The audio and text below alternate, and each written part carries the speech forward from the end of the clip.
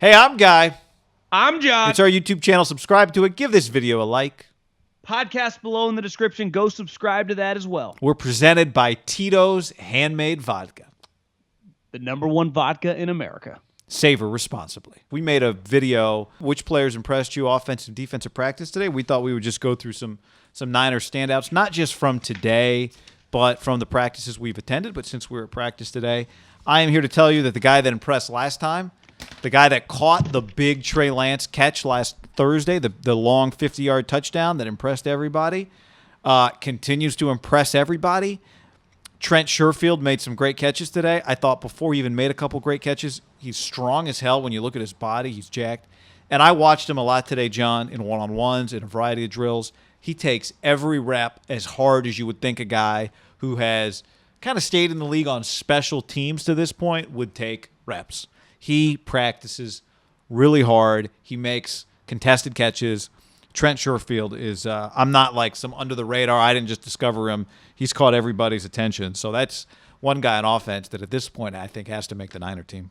Well, I think every team in the three major sports, football probably different than basketball or baseball, because if you're on the 25-man roster, you're going to end up in games. In football, you can have a guy that you draft, and then he gets hurt, and then he stays a year on IR, and the next year he doesn't really play, and his like the way you talk about him exceeds anything he's ever done. That's Jalen Hurd. And then you have Richie James, who's done something, but most fans don't care one way or the other whether he stays or goes.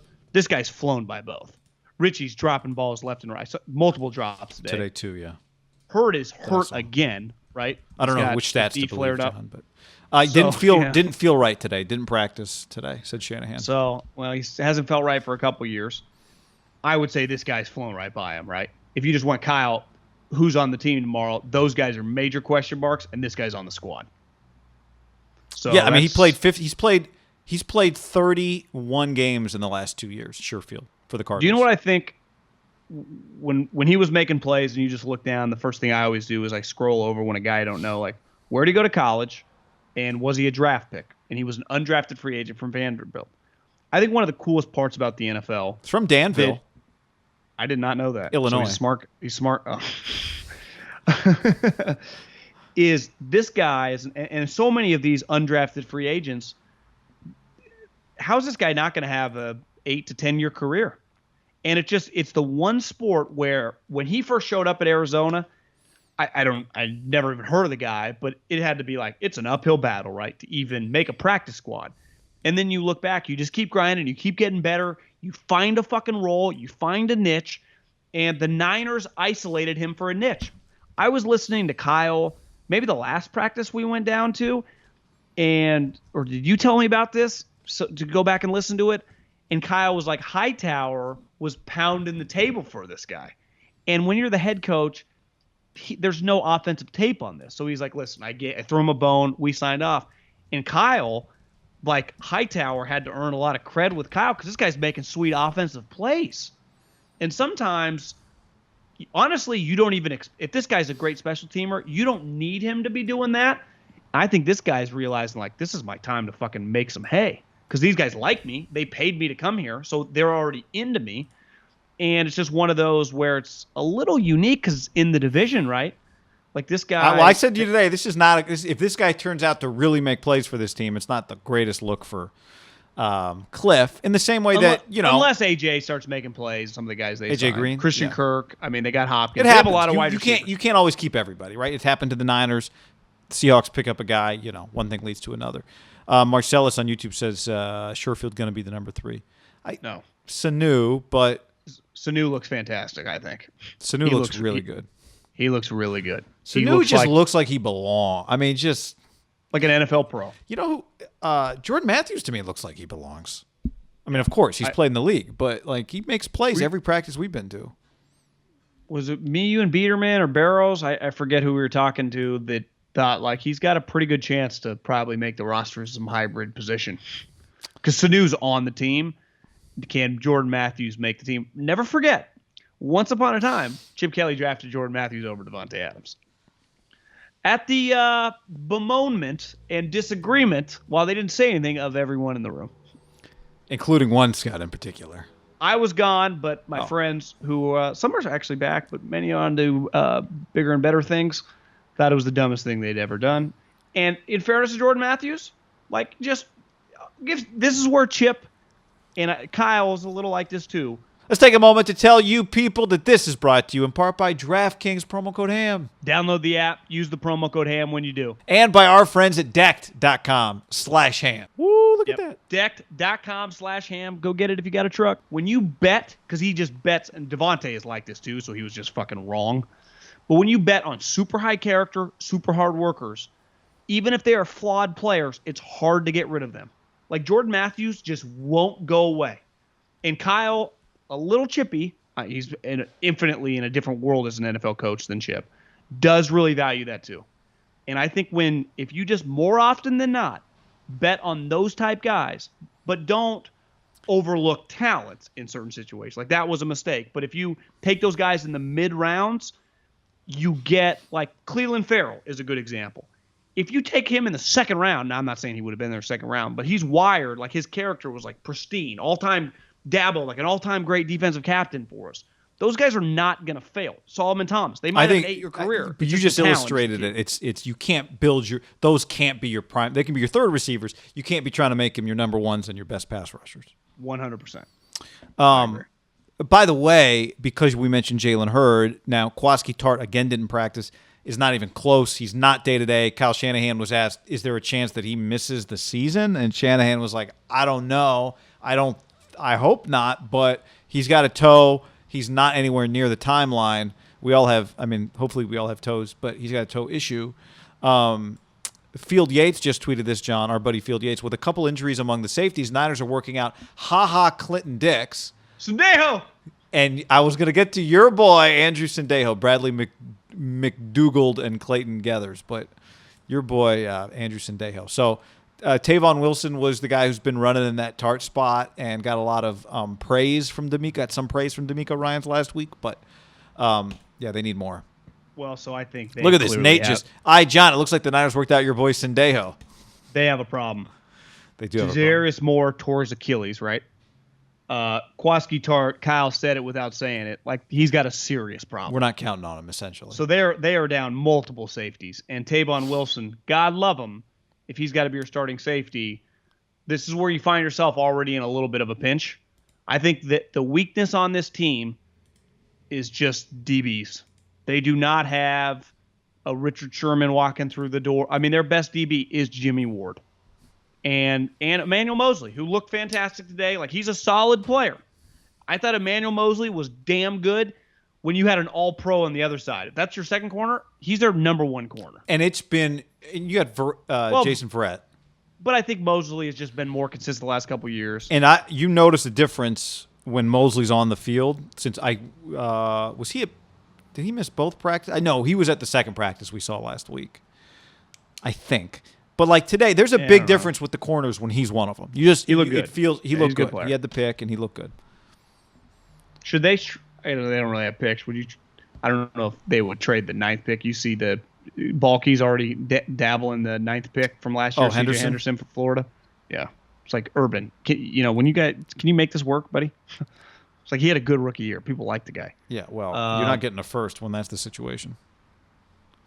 Listen, it's hard to judge in some of these situations. You mentioned that D Ford got him, and D Ford is an elite when he's healthy. D Ford has looked good. He's on the list of some people. I do think this guy just looks physically a little bigger. Maybe just because the way he carries himself, him and Mac. I do think McGlinchey just, I don't know. I know Kyle's talked about it. You can't value any of this stuff because it's not truly full go.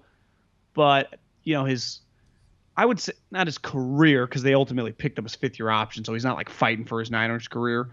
But they clearly this is not good enough, right? They trust him and they value him. Like, he's got to be better than he was. To me, he looks. I know last year weight was a big thing. He doesn't look skinny, does he? No, he's added weight. Yeah, but I mean, he wears it pretty well. He looks better than he did last year, I think. And I think he fits like his mindset. I think when you talk about like the way ideally he plays, it fits with what they want to do. Do you think you could pull off the Alex Mack body type? The what? The Alex Mack body type? Don't be so rude to Alex Mack. Well, no, well, he's obviously bigger, but I just mean he's just a little kind of shorter. But he's got the center. He looks like the center, but he can do the Yeah. splits. Don't forget, John. Yeah, very athletic. He can do the splits. Cal educated. Cal educated, can do the splits. Is a good cook, according to his Instagram. He's a big chef.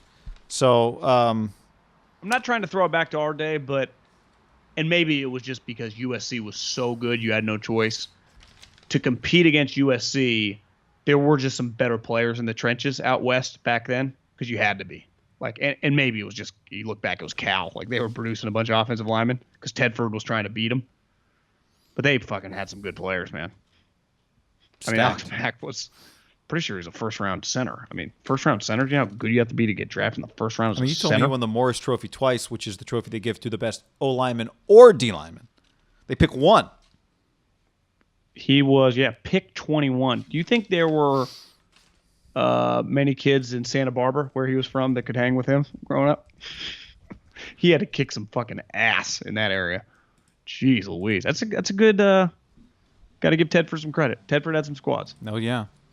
So somebody asked here, Ron asked, which running back impressed you guys? I was telling you, I do want to just see. This is part of the scrimmage, not the scrimmage. The real game is like running through tackles matters. So I'm looking forward to seeing all their guys run through tackles, or at least try to, right? Like live action. But I mean, Trey Sermon still looks good. Yeah, I mean, I think Wayne Gallman a little taller than I realized seeing him in person, a little bigger. I always felt when I watched him with the Giants, he was like tall, skinny. Yeah, 6 feet. Yeah, 6 feet tall. We mentioned D Ford. D Ford has been impressive, and you realize like, oh, D Ford's made some plays, and then you just stop seeing him. It's like he made enough plays, We've seen what we need to see today. So, Armstead didn't practice today. I didn't see a explanation on that maintenance. I looked a couple times inside the weight room. He'd watch, then go back, and he was doing some like drills with the strength coach, like they were pushing up against each other. The strength coach was like up to his belly button. But so it didn't look like he was like limping around or anything. Did you seen Ambry Thomas play? He had a pick today. I mean, in one-on-ones, kind of when the ball has to get thrown. But again, that's going to be another one live action. Looking forward to seeing. How does Ambry Thomas or Lenore not end up playing? One of them, yeah. I mean, maybe both of them. But you're gonna need at least one of them to show up, right? But it could be both of them end up playing. One problem for the Niners is their defensive line is going to have to dominate because they're DBs. If that is your hole, and we've been talking about this, and you have specifically, like, Woods, Cup, DK Lockett, just Hopkins. Let's just say AJ Green. Who knows? What if he has a little left? And then all the fast guys that got drafted into the division: Rondale Moore, Eskridge, and Tutu. And the one thing you would say, obviously Russell and Kyler, but even Stafford, like those guys are keep play alive, throw it deep. Yeah, guys. Yeah. We've talked about it for a while. It's a concern. Luckily, it is a consistent concern around the league. Like, it's not something like, how do you not have better corners? Like, they're only so, like, just, it is what it is. Well, look, if you told me Emmanuel Mosley... Load up on the line. If you told me Verrett and Mosley healthy for 17 games or 16 games or whatever, I go, okay, great. That can work. Absolutely. Like, you would take that in a heartbeat, right? I mean, the Chiefs don't have a great corner. It's just, a lot of teams don't have great corners. Verrett just had a baby and flew back, by the way. Did you catch that? Good dad. He was delayed for 3 hours and still made it back to practice. Oh, today. Oh, he was like, he was back. The baby was yesterday. Damn. Yeah. Good for him. Yeah. So look, Debo looks good. Brandon Ayuk looks good. Kittle is a monster, like a monster, Kittle's a freaking sweet. Unstoppable force. I guess they had Vernon, but Kittle would have been pretty sweet on those Harbaugh teams. Yeah. But Vernon was pretty sweet, so it wasn't like they had a hole there. Fred Warner. They've had some freak tight ends in the decade. Kinlaw throws hands. I don't know if he actually throws hands, but just gets into it. I don't know. Keep an eye on that. Yeah, I don't know. It's a fine line between like disruptive, just I'm here to just make everybody's life hard. I'm ready to fight at any given moment, and out of control. I don't know which one it is. But we've seen it now a few times happen. I will be stunned if he doesn't get a personal foul penalty week 1, won't you?